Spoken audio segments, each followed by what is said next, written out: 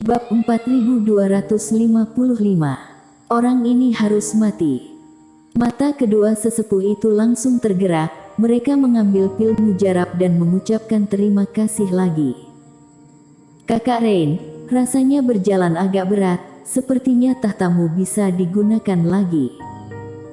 Dengan lambaian tangannya, Eric Kin tersenyum dan mengeluarkan tahtanya. Kakak Kyu, haruskah aku membantumu naik? Rain berkata dengan linglung. Tidak perlu, aku masih bisa berjalan. Eric Kin terhuyung sedikit, lalu terbang menuju singgasana dengan keras kepala. Setelah terbang hanya beberapa meter, setelah jatuh, Eric Kin menarik napas berat beberapa kali. Lapisan keringat muncul di dahinya. Pada saat yang sama dia mulai menelan pil dewa. Adegan ini terlihat di mata semua orang. Rasanya Eric Kin terluka parah. Kali ini, apalagi beberapa jam, dia mungkin tidak bisa pulih dalam beberapa hari. Jelas, cedera Eric Kin sangat melemahkan kekuatan tempur seluruh tim. Apalagi saat menghadapi musuh seperti siluman serigala. Teman seiman, jangan khawatir, token perunggu ini sudah melewati pola Dao, serahkan sisanya kepada kami. Sementara semua orang berbicara, energi bintang yang membunuh siluman serigala juga terbang ke cincin kuno semua kultivator. Melirik token di tangan Eric Kin, Sierra Kin berkata dengan serius. Selanjutnya, tanpa Eric Kin mengambil tindakan, semua orang membunuh beberapa benda tersegel kecil, yang cukup untuk mengisi token. Kalau begitu silakan, Eric Kin terbatuk ringan. Semua orang setuju untuk bekerja sama, jangan bicarakan ini. Belum lagi Sierra Kin mengetahui identitas Eric Kin, bahkan jika pihak lain benar-benar Toby Kyu dan mencoba membalikkan keadaan 2 kali berturut-turut, Sierra Kin tidak akan dapat meninggalkan pihak lain. Semuanya telah bekerja keras dalam pertempuran ini, mari istirahat sebentar. Sierra Kin memberi perintah, dan semua orang mengangguk. Kali ini tidak berbeda dengan sebelumnya, semua orang kelelahan, dan beberapa orang terluka, jadi mereka benar-benar tidak bisa melanjutkan perjalanan. Untung aulanya cukup besar, semua kultivator duduk bersila di satu tempat yang tidak terlihat ramai. Di antara mereka, ketua sekte awan dan 2 sesepuh, sengaja duduk di pojok. Suasana hening, semua kultivator memejamkan mata, dengan cepat menjalankan kekuatan suci, memulihkan luka dan reiki. Bagus sekali. Mata ketua sekte awan, tampak seperti rubah, dia diam-diam menyapu penonton. Setelah mengetahui tidak ada yang peduli dengan sisi ini, tiba-tiba dia mengirimkan transmisi suara. Maaf ketua sekte, aku tidak menyangka Toby Kyu begitu kuat. Pada akhirnya, tidak bisa membuat siluman serigala menerobos. Untuk membuat lelah orang-orang itu, aku dan yang lain tidak melakukan pekerjaan dengan baik. 2 sesepuh itu pun membalas dengan transmisi suara. Akan sangat mengejutkan jika ada yang hadir bisa mendengar suara transmisi ketiganya. Karena menurut mereka, gagalnya membunuh siluman serigala terakhir bukan karena keduanya terluka dan meleset, melainkan karena kesengajaan. Belum, sudah lumayan. Ketua sekte awan berkata sambil tersenyum. Meskipun Sierra Kin dan yang lainnya tidak terlalu mahal, yang paling aku takuti, Toby Kyu telah dihapuskan, yang bahkan lebih penting. Ketua sekte, apakah kamu sudah menghubungi para pangeran dari klan Naga Sisik? Seorang tetua tidak dapat menahan diri untuk bertanya.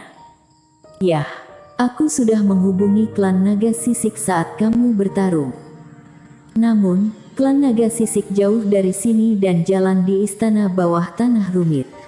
Mungkin butuh waktu untuk mereka, tapi tidak akan terlalu lama. Ketua sekte awan berkata sambil tersenyum. Ketika klan Naga Sisik datang, mereka akan menghubungi aku. Saatnya untuk bekerja sama satu sama lain. Orang-orang ini semua akan mati. Kata-kata dari ketua sekte membuat mata kedua tetua menjadi cerah, hati mereka meledak dalam kegembiraan. Klan Naga Sisik telah bersumpah perumpahan darah leluhur dengan darah leluhur mereka. Sama sekali tidak ada masalah dengan kerja sama kita dalam hal integritas. Ketika orang ini meninggal, kita akan bebas. Ketua Sekte Awan tersenyum kecil. Ikuti Erikin untuk bertarung sampai mati dengan imbalan kesempatan ilusi kebebasan. Apa kamu bercanda? Meskipun Erikin merilis mereka bertiga sebelumnya, tetapi ketua sekte hanya berpikir bahwa Erikin bodoh. Tidak peduli seberapa kuat Erikin, bagaimana mungkin dia bisa menandingi klan naga sisik yang perkasa. Jika kamu berani menangkap aku sebagai pengikutmu, kamu akan mati. Setelah beristirahat sejenak, semua orang melanjutkan jalan lagi, dan jalan menuju area berikutnya tidak lagi mulus, melainkan perlahan menurun. Sepertinya koridor ini akan membawa semua orang ke posisi yang lebih rendah dari istana bawah tanah. Dengan lebih sedikit persimpangan dan lebih buruk lagi, lebih sedikit patung. Setelah berjalan lama, semua orang hanya melihat satu patung.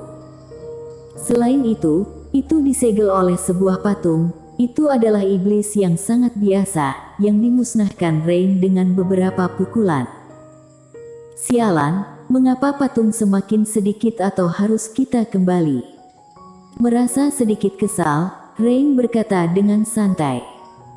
Tidak, jalan ini jelas membawa kita lebih dalam ke istana bawah tanah. Jika kita kembali, kita tidak tahu berapa banyak patung yang akan ada di jalan bercabang yang membentang ke segala arah. Sierra Kin menggelengkan kepalanya dan berkata, yang satu ini juga. Menghadapi Dewi Suir, Rain secara alami tidak berani membantah, dan apa yang dikatakan Sierra Kin benar, dia hanya mempermalukan dirinya sendiri. Kakak Kyu, apa kabar? Rain menatap Eric Kin lagi.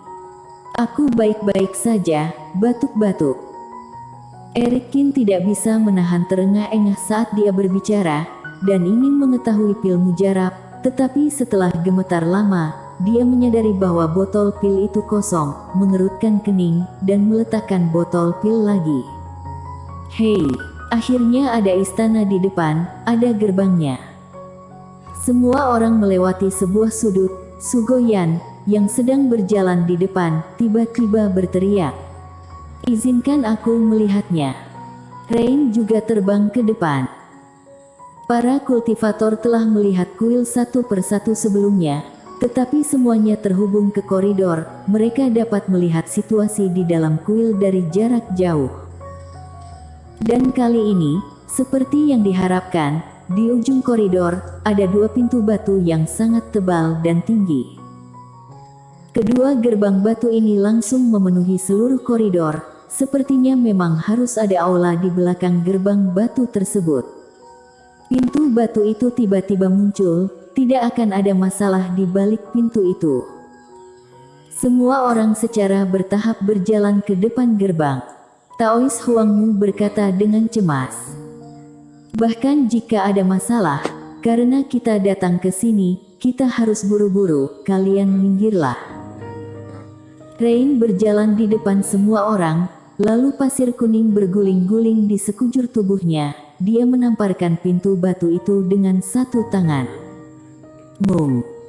Suara tarikan yang berat terdengar seketika, pintu batu terbuka perlahan ke arah belakang di bawah dorongan Rain tanpa pengaturan khusus. Dengan keras, pintu batu itu akhirnya terbuka sepenuhnya. Dan aula kosong muncul di depan semua orang.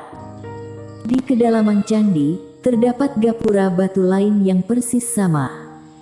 Yang istimewa adalah tidak ada patung di kuil ini, tidak ada rasa penindasan seperti benda yang disegel. Rain tidak sembarangan, tatapannya langsung memindai tanah dan sekitarnya, bahkan memeriksa atap dengan cermat. Dulu juga ada ruangan yang tidak ada isinya, tapi ternyata di bawahnya ada jurang dan celah ruang hampa yang tak terhitung jumlahnya. Tidak ada bahaya. Tapi setelah dicek lagi, Rain tidak melihat ada yang aneh, jadi dia mau tidak mau menggelengkan kepalanya. Setelah itu, semua orang berjalan ke aula. Dan saat ini, Eric Kim batuk sedikit lebih keras saat bernapas seperti mesin angin. Semuanya, kenapa kalian tidak pergi ke depan untuk menjelajah dulu? Aku sudah kehabisan pil mujarab dan harus membuatnya lagi, kata Eric Kim dengan lemah. Bersambung.